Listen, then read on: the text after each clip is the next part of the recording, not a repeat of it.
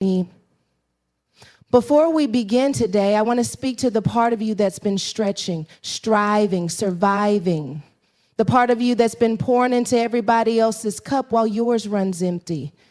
I see you. You've been showing up, clapping for others, cheering them on, even while your own soul was whispering, "What about me?" This moment right here, it's for you.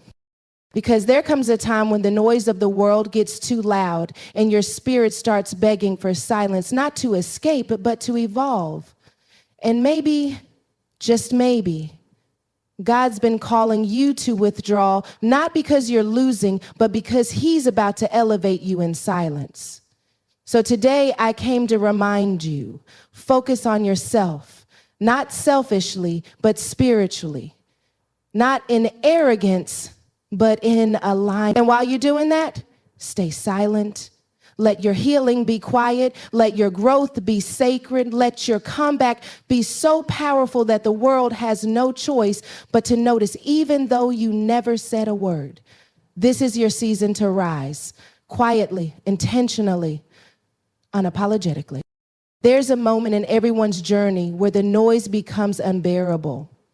Not just the external chatter, but the internal doubt, the expectations, the pressure to be something, to prove something, to show the world that you're doing fine, even when your world is quietly crumbling. And in that moment, something deep inside starts to crave silence. Not the kind of silence that comes from isolation or giving up, but the kind of silence that says, I don't have to explain myself anymore. We've been conditioned to equate silence with weakness. In a world where everyone's sharing, posting, talking, performing, your quiet is often misunderstood. People think you're going through something tragic, something shameful, or something you just don't want to talk about. And maybe you are, but silence isn't always a sign of struggle. It can also be a sign of strategy. Sometimes silence means I'm working on me. It means I've recognized the power in being still, the wisdom in being private, and the strength in not reacting. Because here's the truth, not everything deserves your energy. Not every battle requires your sword. Not every critic deserves a response. And not every breakthrough needs an announcement. Sometimes your growth will confuse people, and that's okay. You don't owe anyone an explanation for choosing peace over performance. There is divine power in restraint. There is divine discipline in choosing to move in silence while the world waits for your next move. You see, when God is doing something deep in your life, he often does it in the dark. Just like seeds are planted underground, your transformation doesn't need an audience. You don't need to post your process. You don't need to convince anyone that you're changing. Just change, just become, just evolve. Because the loudest breakthroughs often begin with the quietest decisions. Decisions to step back, to shut up, to stop proving and start protecting your peace, protecting your mind, protecting your heart. Let's talk about Jesus for a moment. Even he in all his power often withdrew to be alone, not because he was afraid, not because he lacked strength, but because he understood the value of silence. He understood the necessity of stepping away from the crowd to reconnect with the Creator. That's strategy, that's alignment, and that's what some of us are being called to do right now. Not to isolate, but to intentionally retreat so we can hear what we've been drowning out. Silence gives you the space to hear God clearly. It gives you the room to rediscover yourself without the distortion of opinions and outside influence. In silence, you begin to realize what matters, what drains you, what fulfills you. You realize that some of the people you were trying to impress weren't even paying attention. You realize that some of the noise you were responding to was never your battle to begin with. And you realize that your value was never in your volume. It was always in your vision. But let's be real, silence is hard. Especially when you've been conditioned to be loud, when you've been raised to hustle, to speak up, to clap back, to defend yourself, to always have a comeback. Choosing silence feels like surrender, but it's not. It's a reset. It's a holy pause. It's the moment where you remind yourself, I don't need to prove who I am. I just need to know who I am. And when you know who you are, when you've done the work in silence, when you've allowed yourself to heal, grow, and release, your fruit will speak louder than your words ever could. Silence gives God the opportunity to speak into your situation without interference. It gives you the strength to move in obedience instead of fear. And when you begin to see your silence as a tool, not a trap, you begin to embrace it instead of fighting it. You don't run from stillness anymore, you seek it. You stop asking, why is nothing happening? And you start declaring, something's happening in me. This world will try to measure your worth by how visible you are, how loud you are, how many people are clapping for you. But real success, real strength, real purpose, it's developed in the places nobody sees. The late nights, the early mornings, the tears, the prayers, the journals, the therapy sessions, the boundaries you had to draw, the people you had to forgive, the habits you had to break, the thoughts you had to conquer. That's where the real work happens. So don't despise your silent season. Don't rush to be seen. Don't fear being misunderstood. Because while you're quiet, God is working. While you're silent, your strength is multiplying. While you're not saying a word, your character is being built, your mind is being renewed, and your spirit is being fortified. And when it's time for you to step back out, you won't have to announce it. Your presence will testify. Your peace will be evidence. Your confidence will be the message. They won't know what you went through. They won't know how much it took, but they'll see the glow. They'll feel the shift and they'll realize you didn't disappear, you were just getting ready. There comes a point where you have to stop looking outward and start searching inward. Because if we're being honest, a lot of us have spent years trying to become what the world wanted instead of discovering who we actually are. We shapeshift, we adapt, we perform, all for the sake of belonging. But real transformation, true transformation doesn't happen when you're trying to fit in. It happens when you finally choose to focus on yourself.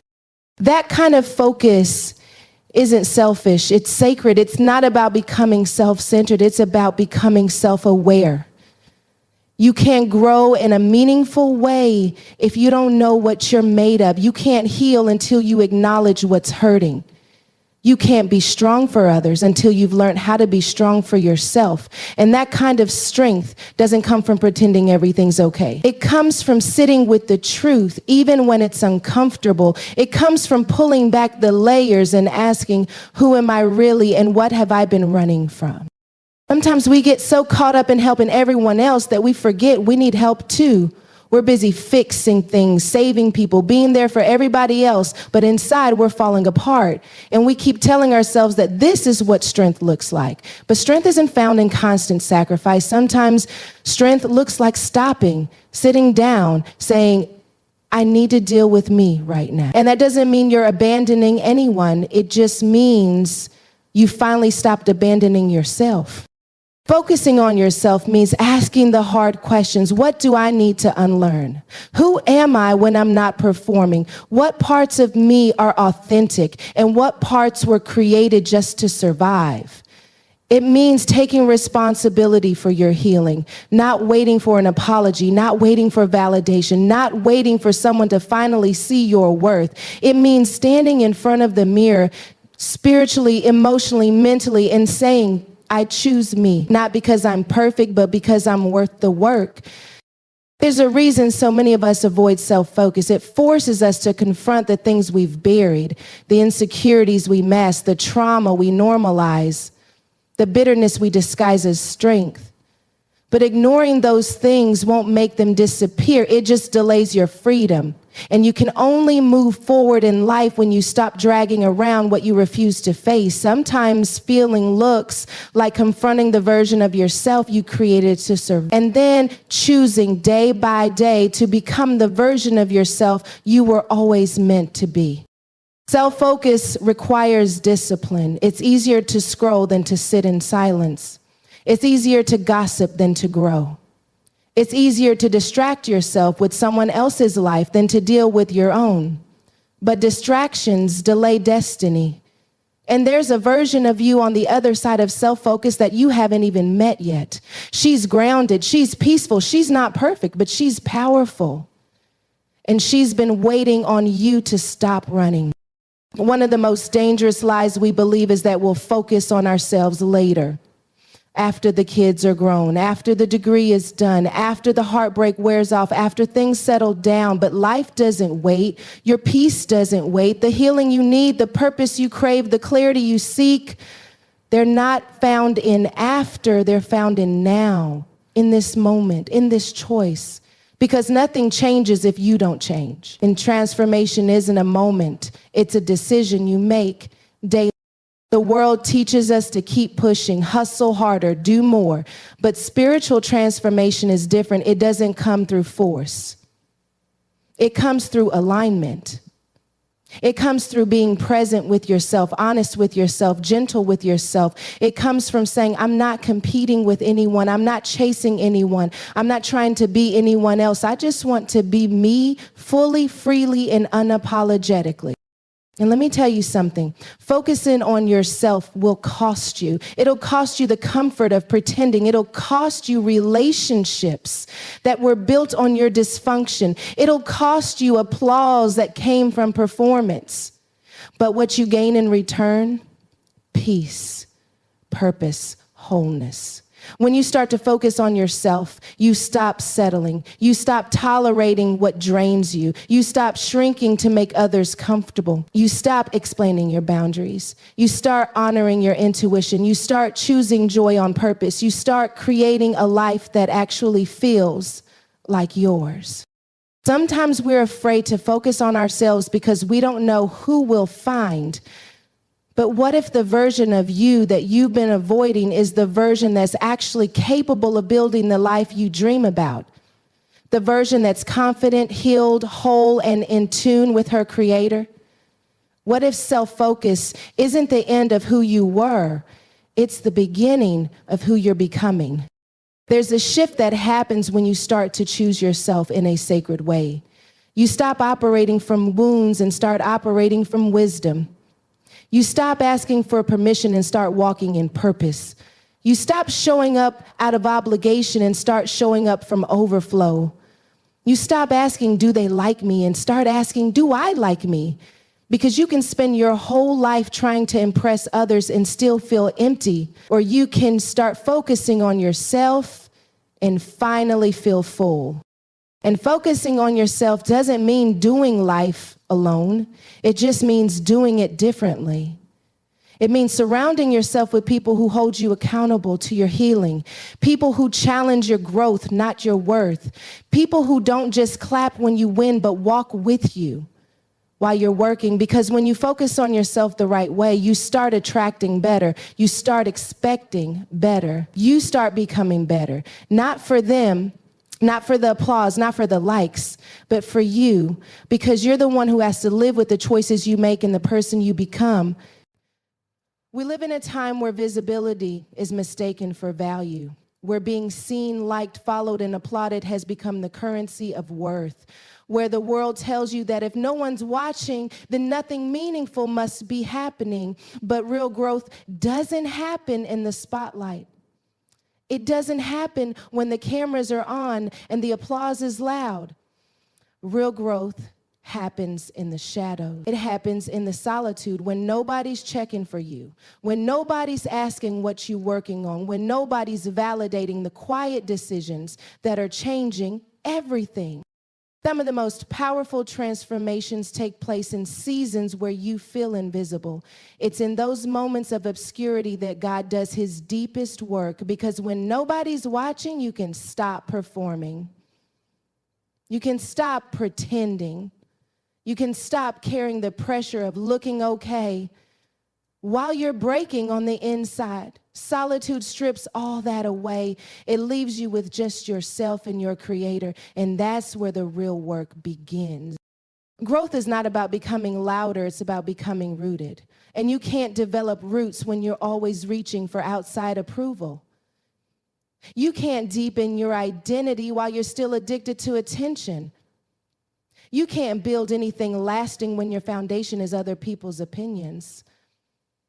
That's why solitude is not punishment, it's preparation. God will pull you away, not to hurt you, but to heal you, not to isolate you, but to insulate you, not to leave you behind, but to build something within you that can't be shaken when you step forward again. But solitude is uncomfortable. It forces you to confront the silence, the stillness, the parts of you that haven't had space to speak. It forces you to feel the things you've numbed with noise, the pain you've drowned in busyness, the trauma you've buried under achievement. But those things don't disappear just because you avoid them.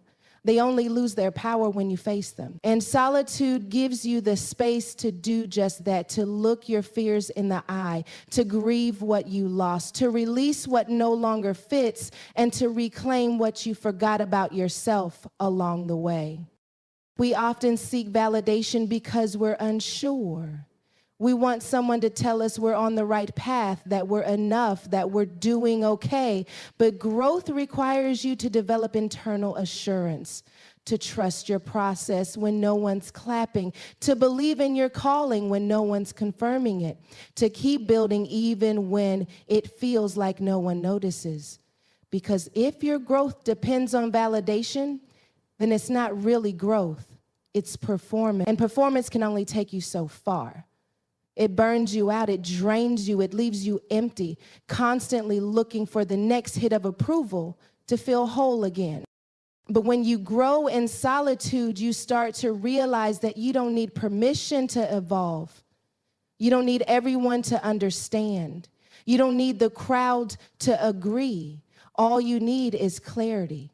Clarity about who you are, who you're becoming, and what you're no longer available for. That clarity comes in the quiet. It comes when you stop trying to be everything for everyone and start focusing on becoming aligned with who God called you to be. Solitude teaches you discernment. When you're alone, you learn the difference between your voice and everyone else's. You stop mistaking noise for direction. You stop mistaking affirmation for alignment. You begin to filter your decisions through purpose instead of popularity. You realize that just because something looks good doesn't mean it's good for you. You stop saying yes to things just to feel included. You stop showing up for roles that aren't meant for you. You stop entertaining situations that make you shrink just to feel seen. In solitude, you develop the kind of confidence that can't be shaken, not because everything is going right, but because you've survived everything that went wrong. You start to see that the things that were meant to break you actually built you, that the loneliness didn't destroy you, it refined you, that the silence didn't bury you, it grew you. And when you walk out of that season, you're not looking for applause anymore. You're walking with authority. You're no longer available for chaos. You're not desperate for a seat at the table because you've realized you are the table. Validation feels good, but it's fleeting. You can be praised one day and forgotten the next. But what you build in solitude is lasting. It's real. It's not tied to trends or followers or algorithms. It's tied to truth. It's rooted in your identity. And when your growth comes from that place, you become unshakable. You don't need the world to crown you because God already called you. You don't need people to understand your process because you've already accepted your purpose. Growth in solitude also teaches you patience. It shows you that not everything needs to happen fast, that slow isn't stagnant, that hidden doesn't mean forgotten, that delay doesn't mean denial. Sometimes God will hold you back to strengthen what's inside of you before he reveals you, because if you skip the solitude, you won't be ready for the spotlight. If you avoid the growth, you'll crumble under the pressure. If you chase validation, you'll always be performing. But when you allow solitude to shape you, you emerge with integrity, with maturity, with purpose, and with peace. There's a version of you that you haven't fully met yet, the healed you, the whole you, the grounded you. And she's not found in the crowd, she's found in the quiet. She's uncovered in the stillness. She's waiting for you to stop seeking approval and start seeking truth. She's waiting for you to stop proving and start becoming. And once you meet her, you'll never go back to begging for validation from people who were never meant to define you. There's something sacred about your energy. The way you love, the way you show up, the way you pour into others, the way your presence shifts a room, that energy is more than personality. It's power. It's purpose. It's a reflection of everything God has deposited into you. And when something is sacred, it's not supposed to be handled carelessly. It's not supposed to be accessed by just anyone. But for many of us, we've been giving sacred energy to people who haven't earned sacred. And then we wonder why we feel depleted, disconnected, and out of alignment. Your energy is not infinite. Your time, your emotional bandwidth, your spiritual capacity, these things have limits. And when you live like they don't, you end up exhausted, you end up burned out, you end up giving your best to everything and everyone else with nothing left for yourself. We've been conditioned to believe that being everything to everyone is strength. But real strength is knowing when to say no. Real strength is honoring your capacity. Real strength is having boundaries that protect your peace, not just your schedule. Boundaries are not walls, they're clarity. They say, this is where I end and this is where you begin. This is what I can give and this is what I no longer allow. They're not punishments, they're protection. And when you start seeing your energy as sacred, you stop apologizing for protecting it. You stop explaining why you're not available for every request, every event, every crisis. You start realizing that saying no to others is often saying yes to yourself, yes to your healing, yes to your growth, yes to your peace. For a lot of us, our biggest breakthroughs didn't come from doing more. They came when we stopped overextending ourselves for people who only called when they needed something. They came when we stopped allowing our kindness to be exploited, when we realized that love without boundaries becomes self-betrayal, that being loyal to dysfunction isn't love, it's fear. Fear of being alone, fear of rejection, fear of not being liked. But fear can't be the foundation for your relationships, because anything built on fear will eventually collapse under truth. It's not your job to be everything for everyone. It's your job to be faithful to who God created you to be. And you can't do that if you're constantly distracted, constantly drained, constantly saying yes to things that are slowly eroding your soul. Boundaries aren't just about time management, they're about identity management. They help you stay in alignment with your purpose. They help you discern who belongs in your inner circle and who's just passing through. They help you recognize which relationships water you and which ones wither you.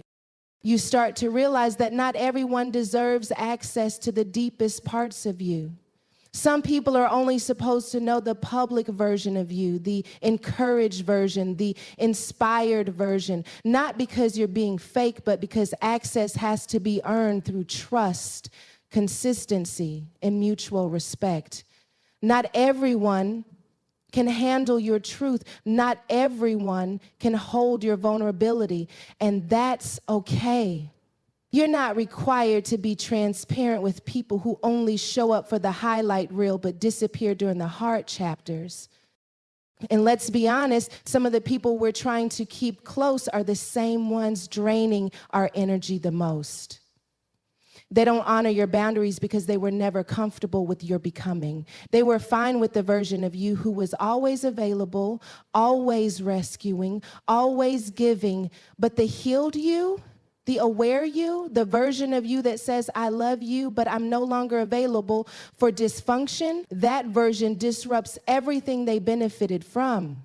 That version scares people who were counting on your silence to continue manipulating your spirit. But you weren't created to carry everyone's burdens. You weren't called to sacrifice your sanity in the name of love. There is nothing holy about being drained. There is nothing noble about being constantly exhausted. Even Jesus had boundaries. He withdrew from the crowds. He said no to certain requests. He chose solitude over popularity, not because he didn't care, but because he knew the weight of his assignment required rest, focus, and divine protection. And if Jesus needed boundaries, So do you. We often feel guilty when we start setting boundaries. We fear we'll lose people, that they'll be upset, that we'll look selfish. But anyone who's offended by your healing was never aligned with your wholeness. People who love you well will respect the space you need to grow. They'll adjust. They'll honor your yes and your no. They'll meet you where you are without manipulating you into staying where you've been. And if they don't, that's information. That's clarity. That's confirmation that the boundary was necessary. There's a peace that comes when you stop living at the mercy of other people's demands, when you wake up and your schedule isn't dictated by guilt, when your mind isn't spinning from overcommitting, when your body isn't breaking down from chronic stress. That peace isn't random. It's a byproduct of protected energy. It's the reward of discipline. It's what happens when you stop trying to be superhuman and start allowing yourself to be whole. Boundaries also help you discern where to sow your energy. Not every opportunity is a calling. Not every request is an assignment. Not every crisis is your responsibility. Some of the chaos you've been stepping into was never yours to carry. And if the enemy can destroy you, he'll distract you. He'll keep you busy helping everyone else become while you stay stuck in cycles of depletion. But God is calling you out of that. Not to be less loving, but to be more intentional. To steward your energy like the sacred resource it is. When you protect your energy, you show God that you're ready for more. You demonstrate that you can handle the weight of your next level. That you're not just hungry for elevation, you're prepared for it. Because the next version of you doesn't just need faith, she needs focus, she needs clarity, she needs a rested body and a clear mind. She needs space to breathe, to listen, to hear God without the interference of noise disguised as obligation. There will be people who don't understand your boundaries, who think you've changed, who accuse you of being cold, distant, unavailable, but you're not being cold, you're being cold. You're not being distant, you're being developed. You're not uninterrupted. And people who are used to your lack of boundaries will always be uncomfortable with your healing. That's not your burden to carry. You didn't come this far to keep sacrificing your peace for people who wouldn't even notice if you lost yourself trying to please them.